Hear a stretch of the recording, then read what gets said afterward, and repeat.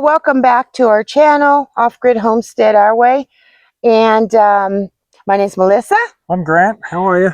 And today we thought we'd discuss with our cows. Well, actually, it's any cow, but we have Dexters. And the proper terminology when it comes to the cows. We've had on 3 different occasions people come out, and the women always ask, how many cows do you have? And I always, rattle off, okay, we've got 2 cows, 1 heifer, 3 steers, a baby calf, and a bull. And I always lose them. They get a blank look over their face every time, 3 times in a row. So we thought we'd do a video on the proper terminology of what you would call a cow, a calf, a steer, a bull, and a heifer. And also we wanted to discuss dehorning, okay, and what we used and why we dehorned one of our cows. We wouldn't recommend it, and my husband will talk to you about that. So first of all, we are going to start with the bull. 1 second, I'll turn the camera around.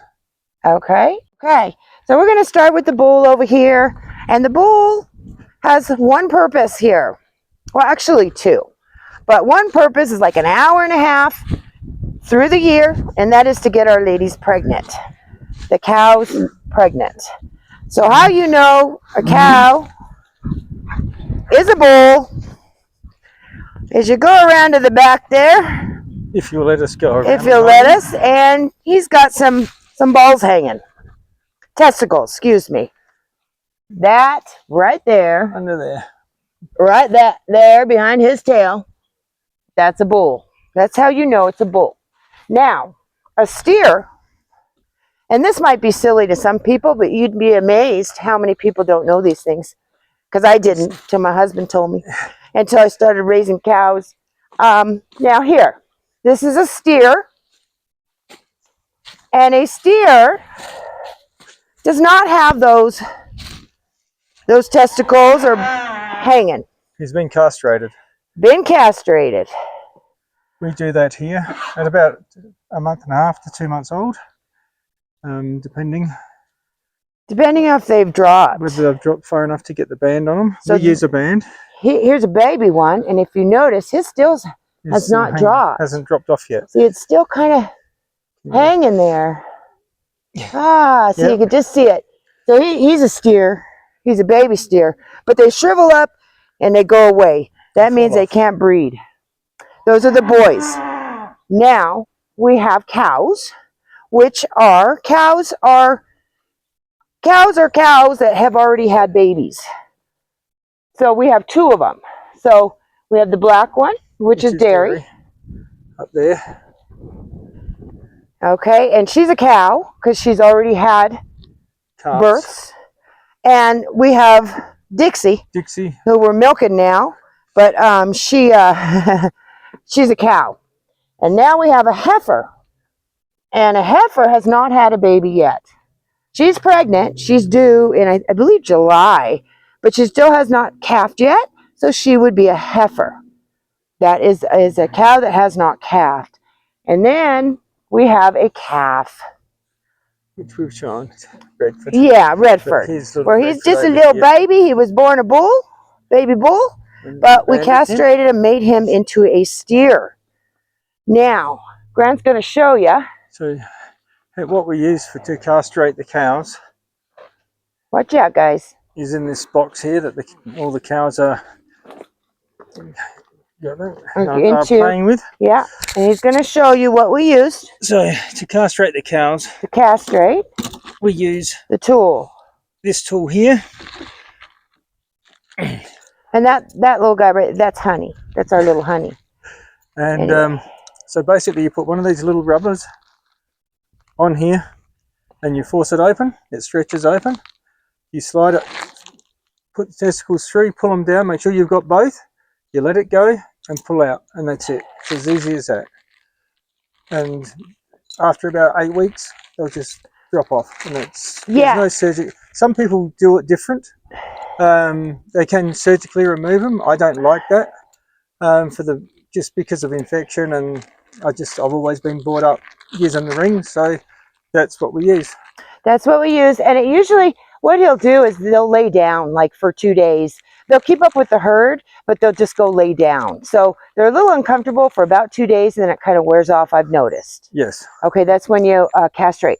Now, so then when we dehorned, now we actually had this one here dairy here. had horns. We'll try and put up pictures of how her horns were growing. So what happened was her horns were actually growing into the side of her face and causing a severe discomfort, and to the point where it would have actually killed her if we didn't do something. So we contacted the vet, and the vet had never heard of this product we're going to show you, but said we'll try anything, because it is the nasal cavity runs through the horn of a cow, which is you can't just chop it off. It's got a lot of nerves, and it just bleeds so Can badly.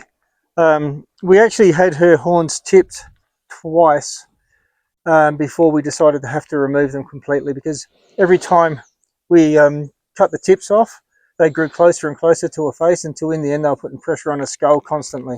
So what we've done a lot of research and found these it's a banding tool again, and it's got yeah, I'm going to show close up. okay, so basically these are the bands that you get. So what they do is you put them on this machine, and you get the horn, and you go back as far as you can against the skull, and then you put the band over the horn, and you can see the locking device here that locks in, and then you ratchet, and you just keep ratcheting it up until it is you've actually got a gauge on here. When this comes back to there, it's at the correct temperature. Then you'll just press this bottom here, and that cuts the band and locks the lock in position. And it took probably about 8 weeks, I found, for them for the horns to fall off completely. She was in some discomfort for quite some time. We were concerned for her, but without doing it, she was going to die anyway, so we had to do something, and the vet wasn't up for cutting them. Some vets do cut them. Our vet didn't want to. She'd never seen this, our vet, prior to us asking her, and she loved it. She's like, this is the best tool I've ever seen.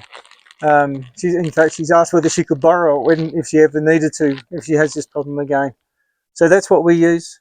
We wouldn't recommend it for just taking the horns off for no reason. No, unless there's a medical problem. Yeah, it is very painful for them. She was in a lot of pain. We thought we might have lost her. Yeah, we thought she stopped eating. She'd lost a lot of weight. We thought we were going to lose her, but we didn't have a choice, because she was going to die anyway with the horns pressing against the skull. So, and she didn't. She didn't, and now she's come up to be a very, very friendlier now, and she's softer. Her fur is softer. She's healthier. She's a lot healthier now. The horns are gone, so I don't know if there was a problem that we didn't know about, but it definitely made her a better cow and basically saved her. So as you can see, these are all very inquisitive. These big boy, aren't you, hey? But all we do is you get it all the way back into here, is where you've got to put the back. Can you see my finger? I'm going to try. You put the bands right in here, as tight as you can against their skull. According to the company that makes this. Here, you want to smell? There you go. We watched a lot of videos and researched a lot before we decided to do this. But we found that this was the most humane and easiest way to solve the problem that we were faced with. So yes, yeah, that's that. 1 second, I'll put it back, because we're getting a few cows around us now. So, and that's the box it comes in. They're about, I think we paid about $350 for it. Yeah, it's 350, 400 bucks. Yeah, 400. It's a cheap solution. Like, they were charging us more than that every time they come out to tip the horns. So it's yeah, we were having the vet out like first it was once a year, and then it was like twice a year, and then we said, you know what, we got to do something because it's getting way expensive. And also it was growing so close to her head, it was hurting her. It was going to end up killing her. So we had to do something. But yeah, so that's how you band the cows. And thank you for watching, and we'll talk to you again soon. Bye.